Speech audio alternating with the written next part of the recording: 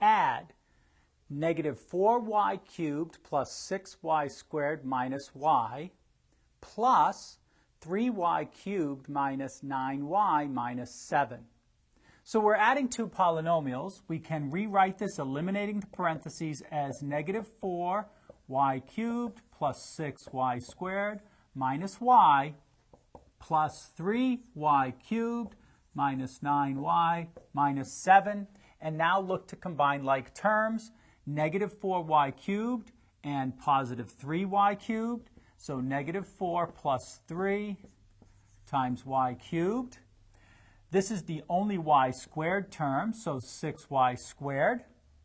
We have a y term here and here, so this would be plus negative 1 minus 9y. And then the only constant term is minus 7. Simplifying inside the parentheses, negative 4 plus 3 is negative 1, so that would be the opposite of y cubed, plus 6y squared. Here we have negative 1 minus 9 is negative 10y, and then the minus 7.